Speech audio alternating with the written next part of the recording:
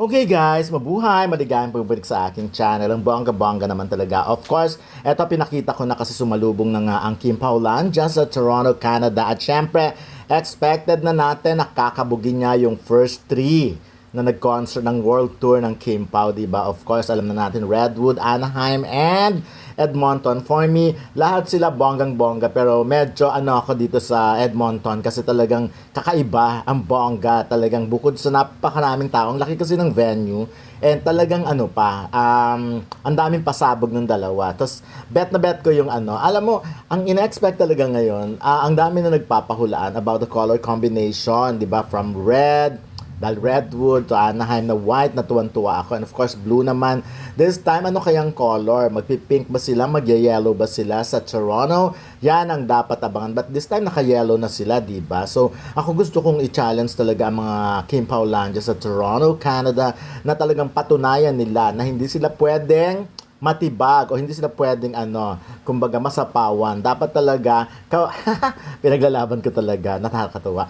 Dapat talaga, pakita nila yung power nila. But of course, napakaraming Pinoy sa Toronto. Alala ko nung mga time na yun, nung nag-show ang 8 Bulaga, isa yun sa mga pinuntahan, talagang napakaraming Pinoy at napakaganda ng venue din nila. At saka ako, gusto ko dyan kasi the weather is very good, diba? Napakasarap ng weather nila. So, hindi siya hindi, nung time namin na nagpunta doon. But anyways, ayan na, for sure pinaghahandaan na to ng Kim Paulandia. Anyways, ayan na mga taga-Toronto, baka naman, di ba, kailangan talaga mas pasabog. Syempre, ito ang last leg ng world tour, di ba? Pero malay natin magkaroon ng ibang concert naman sa Pilipinas. Dito naman sa Pilipinas, baka mali mo Manila or Cebu. So, ayan. Pero so far, sobrang kontento ang mga Pilipino, ang Kim Paulandia sa napanood nila sa first three dun sa Redwood, Anaheim, and Edmonton. Talagang every city, ito ngayong bansa naman sa Canada,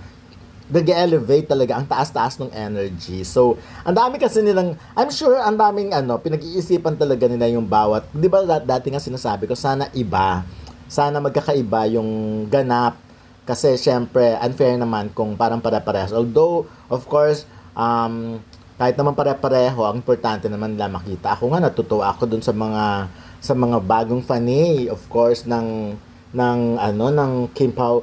Talagang wow, umabot talaga sa point na, alam mo, ako natutuwa ako pag nababasa ko yung mga comment nila. Na for example, sinasabi nila na for the first time, ginawa nila sa mga buhay nila yung mga ganitong pagkakataon. Kasi, halimbawa, may mga fan na hindi naman talaga ganun very open. Kumbaga, okay na sila sa panonood lang. Pero talagang ng mga times na kinakailangan ng participants, of course, para umakyat sa stage, magsayaw, bumati ng happy birthday. Yung mga ganon. So, sila, yung naobliga sila, unlike sa mga concert siguro pinapanood nila before, yung doon lang nanonood lang sila. At yun, alam mo, isang bagay pa talaga na pinupuri talaga sa Kim Pao, of course, very accommodating kasi sila Kim Chi and Paolo Avellino sa mga fans. Talagang every time na lang talaga na may gustong magpa-picture. Hindi sila yung tipong parang nag-iinerte. Di ba nakita naman natin mga ibang artista na ang arte-arte para picture lang. But with Kim Pao, hanggat kayang pagbibigyan. Kaya love na love sila ng Kim Pao Lanche. Kasi wala akong maipinta sa kanila. Of course, hindi naman kapintasan yung pagiging nonchalant ni Paolo. Although, for me, at syempre, for me, mas nga yun, may misteryo nga yun eh. Tsaka talagang opposite attract talaga sila, yung isa OA, isa nonchalant. So kaya siguro bagay na bagay. But ako wish ko lang, pag hindi natin masabi, baka naman pag silang dalawa lang, magkaiba naman sila. Si Kim naman yung medyo mahiyain, si Paolo naman yung medyo astigin. Kasi sabi ni Paolo naman, di ba, pag walang tao, very sweet siya, yung mga ganun. Eto na, effortless talaga magpakilig ang Kim Pao. Yung tipong tumakbo lang, parang nakakakuha na ng napakaraming attention. Yung tumakbo lang, nag-jogging lang sila together. Masayang-masaya na yung mga Pilipino, masayang-masaya na ang Kim Paulandia na makita silang ganun. So, it's one way of showing na talagang real na real, totoong totoo. Kasi syempre, again, effortless kasi alam naman natin pag may effort talaga ang mga tandem na magpakilig, obvious kasi alam mo i-fake, di ba? Yung ganun ang datingan. Pero sa kanila talaga, effortless na yung, sabi nga, di ba?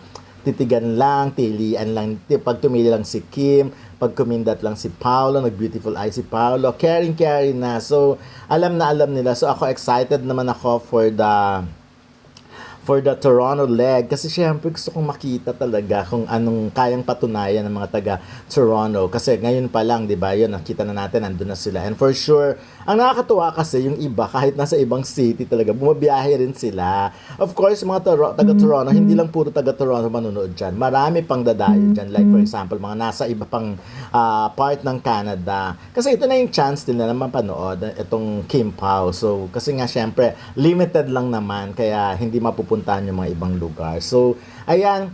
So, well, I just hope na pero na bang bagay kasi ako nung nag-manifest ako dati, sinabi ko na mas gusto ko yung white.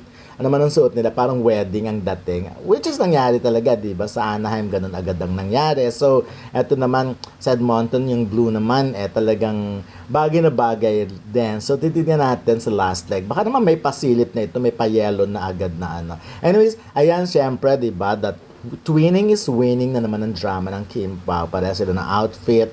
Parehas talagang, sino kaya nagpe-prepare ng outfit? Of course, si Kim for sure. But anyways, ayun na.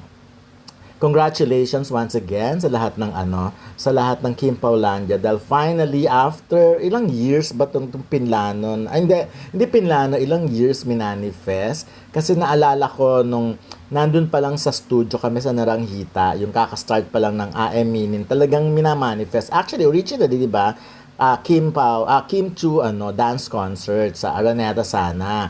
So, yun nga nagpaparinig na nga kami ni Ray sa mga producer para sa aaminin yun noon na. Kasi nga naniniwala kami sa talent. And of course, special guest si Paolo at nag-imagine na nga kami, nag-manifest na kami ng production number na pwede nilang gawin, yung magsasayaw sila together, kakanta together, yung mga ganong tipo. So, medyo hindi nangyari yun. Pero, nangyari sa ibang bansa. Kaya nung in-announce talaga na may world tour, Kim Pao World Tour, sabi namin, bongga, no?